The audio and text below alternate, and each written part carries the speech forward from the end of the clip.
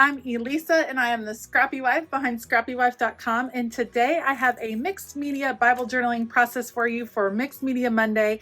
And I am going to be using some elements from the Let's Stay Home collection from Pink Fresh Studio. I have a couple of Distress Oxide mediums to work with, including an ink pad and the oxide spray. I'm planning on doing some stenciling, doing some spraying, layering paper pieces, all kinds of mixed media fun in these bright summer colors. And I am working in Psalm 78, specifically where it says, I will declare wise sayings. I will speak mysteries from the past, things we have heard and known, and that our fathers have passed down to us. We will not hide them from their children, but will tell a future generation the praiseworthy acts of the Lord, his might, and the wondrous works he has performed.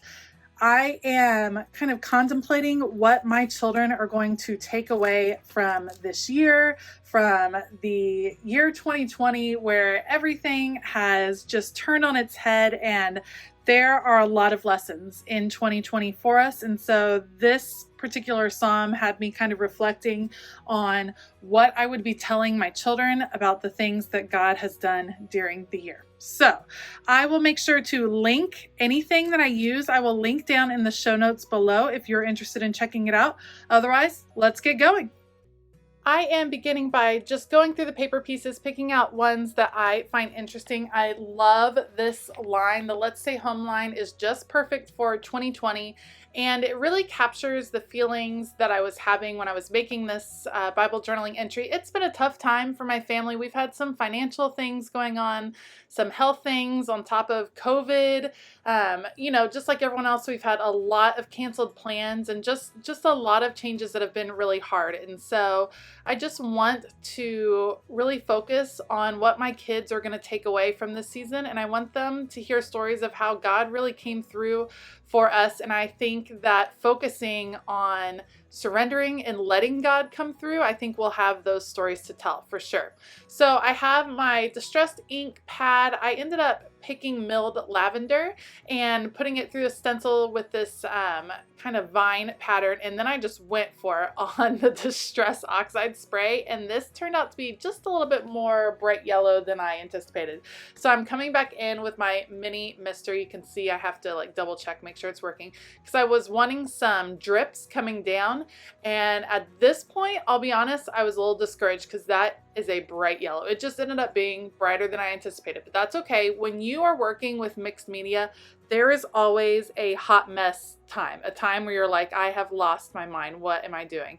So I decide I'm going to come back in with the milled lavender and tone down a little bit of the yellow by adding some more milled lavender on the top over there. I'm checking how much it's bleeding through. Truthfully, when it dries, there is some bleed through, but I know that I'll be able to work with it on the other side, so it doesn't usually scare me at all. I don't mind bleed through. I find it a challenge, and so I just go for it.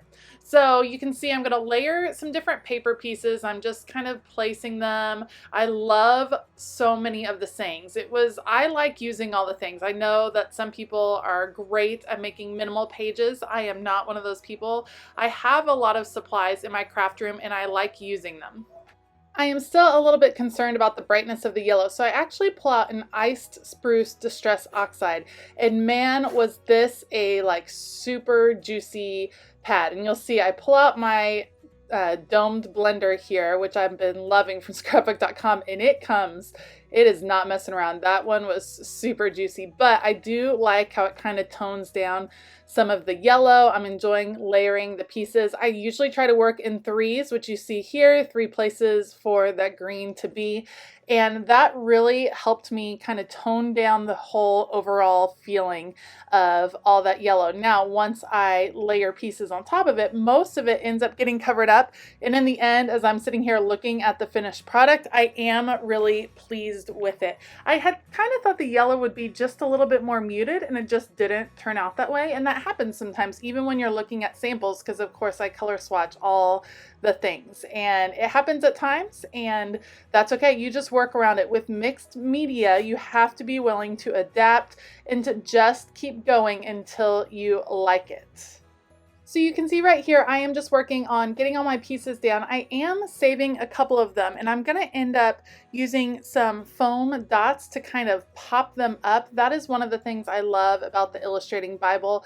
I know a lot of people are switching back and forth, and I do like switching up where I do my faith journaling, but the Illustrating Bible will always have my heart just because there's so much room, and because it's spiral bound, you just have the room to add the bulk. So I'm playing with some different pieces. I end up layering a few more flowers, and now you can see me adding the foam dots, and they took longer than I thought. These are some old foam dots that I had in my stash, and they might be losing their stick. It just took a long time to get the backing off, and I was not prepared for it to do so. So I picked these up from Tuesday morning. I'll definitely look online to see if I can find a similar product that I can link below, but they are so fun to play with. I never used them a lot when I scrapbooked back in the day, but now that I have this Illustrating Bible, I do like adding that little bit of dimension.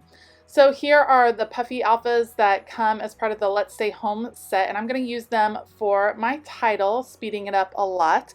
And I like to build my titles backwards. I know a lot of people do, just because spatial reasoning, not my strong point, and if I started at the other end, I'm sure that I would end up just having it off. And you can see I even already moved it. So when I place them down the first time, I place them super gently. I don't really press very hard, just because I want to make sure everything is in the right place. Because these are really good quality, so they're gonna stick. Once you place it down, it's gonna stick where you put it. So I just make sure it is where I want it to be before I press hard. So I am writing the title. It is his story to tell, meaning that even though 2020 is proving to be a challenging year in so many ways, in some personal ones and in our world, that it's all going to be a part of God's story. And that's the story that I want to be able to tell. And that's the story I want my kids to remember when they look back. I want them to remember that their family just really focused on God and focused on participating in this story that God was telling through the trials of this year. So I got these enamel dots as part of my Hip Kit Club subscription, and I am loving them. For some reason, these are things that I don't usually pick up on my own, but having them and knowing they coordinate perfectly with the papers in the collection and with the Let's Stay Home ephemera, I am just loving having those. So I decided I still didn't like one of the splotches of yellow, the one that's over to the left. And so what I'm going to do is I have some white string, and it's actually kind of a thicker nylon string just because it's what was at hand. And I'm going to use it to add a little texture, a little interest, and to break up that white over there. And I know it doesn't seem like it makes a big difference when I place it, but it really does in the end break up that white just enough to kind of let your eye move. So I'm going to put some just standard Elmer's glue underneath that flower and stick my string under there, and that'll be enough to adhere that.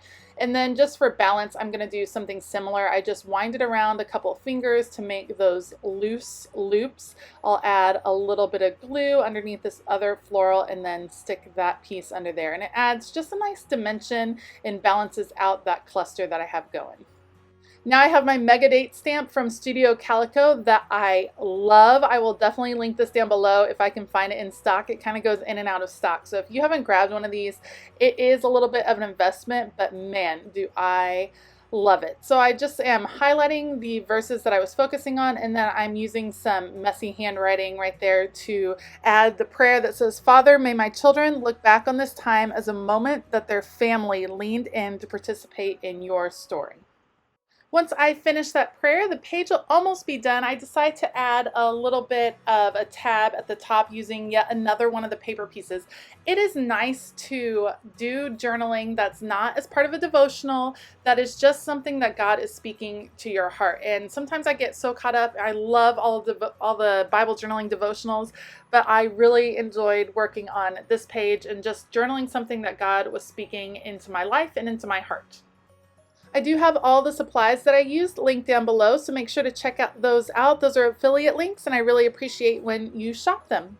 If you like this video, please give it a thumbs up and consider hitting that subscribe button as well as the bell notification button. I hope you have a fabulous day, and as always, keep it creative.